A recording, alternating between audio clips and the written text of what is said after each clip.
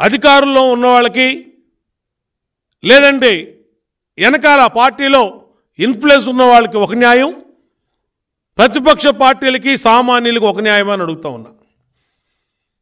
మొత్తం దేశం మొత్తం ఉలిక్కిపడినటువంటి జరిగిన రాష్ట్రంలో ఎన్నికల అనంతరం జరిగినటువంటి దాడులు, దుర్మార్గం, రౌడీజం ఎందుకు ఇప్పుడున్న డీజీపీ కూడా ఆలోచనలు చేస్తున్నారు? ఎందుకు ఉక్కు పాదం మోపట్టలేదు అని అడుగుతా ఉన్నాం. ఎందుకు పిన్నెల్లి సోదరుని అరెస్ట్ చేయట్లేదు? వీళ్ళని అరెస్ట్ చేయండి, టాడా యాక్ట్ పెట్టండి. మొత్తం రాష్ట్రంలో లా అండ్ ఆర్డర్ మొత్తం కూడా శాంతియుతంగా ప్రజలు స్వేచ్ఛ వాయువులు పీల్చేటట్టుగా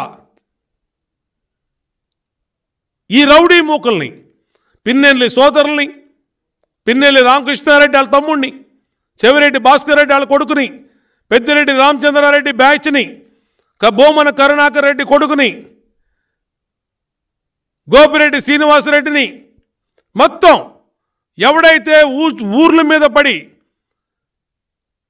శాంతి భద్రతలను చేతుల్లో తీసుకొని ఇష్టారీతిన ఊర్ల మీద పడి దాడులు చేశారో వాళ్ళ ఇష్టంతా మీ దగ్గర ఉంది.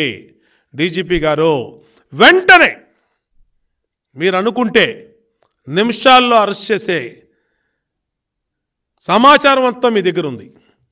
సిట్టు నివేదిక ఉంది, సిట్ ఇచ్చిన రిపోర్ట్ ఉంది.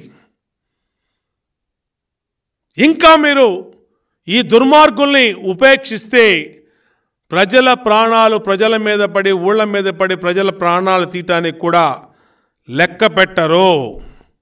కాబట్టే పోలీస్ అధికారులు ఆలోచన చేయాలి.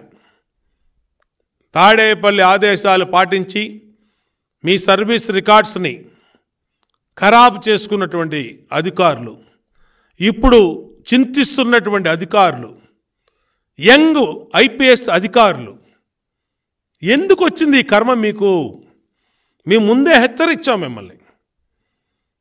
అదే పిన్నెల్లి రామకృష్ణారెడ్డిని ముందస్తు సమాచారం మీకున్న అరెస్ట్ చేసుంటే ఇవాళ బిందు మాధవ్ సస్పెండ్ అయ్యేవాడా? అక్కడ గొడవలు జరిగి ఉండేవా? పెట్రోల్ బాంబులు, నాటు బాంబులు దొరుకున్నప్పుడే వీళ్ళని అరెస్ట్ చేసి ఉంటే ఒక సామాన్యులకి నాటు బాంబులు, పెట్రోల్ బాంబులు, కొడవళ్ళు పెట్టుకునే పరిస్థితి ఉంటుందా? మినిమం కామన్ సెన్స్ కదండి. అదే చెవిరెడ్డిని వాళ్ళ కొడుకుని అదుపులో పెట్టుకొని ఉండుంటే పులివర్తి నాని మీద అంత గొడవ జరిగి ఉండేదా? అన్ని కార్లు పగిలి ఉండేవా? అంతమంది తలలు పగిలి ఉండేవా?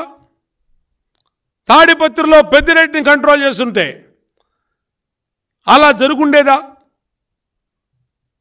అట్లాగే నర్సరాపేటలో గోపిరెడ్డిని అదుపులో తీసుకుని ఉంటే అలా జరుగుండేదా? ఇప్పటికైనా ప్రమాదం ఉంది. ఈ వ్యక్తులందరూ బయట ఉండటం వల్ల ఏ అర్ధరాత్రి పూటో దాడి చేసే ప్రమాదం ఉంది. మీరు పెట్టిన 144 సెక్షన్ వాళ్ళకి లెక్కలేవు. టాడా యాక్ట్ పెట్టండి, కఠిన చట్టాలను అమలు చేయండి. దీంట్లో ఉన్న వాళ్ళని ఉపేక్షించొద్దు. రాష్ట్రానికి ఎంతో కష్టపడి ఆల్ ఇండియా సర్వీసుల్లో తెచ్చుకొని ఉద్యోగం చేస్తున్న ఐపీఎస్ అధికారులకి చెడ్డ పేరు తెచ్చినటువంటి ఈ దుర్మార్గులను ఉపేక్షిస్తుందని తెలుగుదేశం పార్టీ డిమాండ్ చేస్తూ ఉన్నాం. సిట్టు నివేదిక బయట పెట్టమని విజ్ఞప్తి చేస్తూ ఉన్నాం. సిట్టు నివేదికలో ఉన్న ప్రతి పెద్దవాడి కానీ చిన్నవాడి వరకు అరెస్ట్ చేయమని తెలుగుదేశం పార్టీ డిమాండ్ చేస్తూ ఉన్నాం.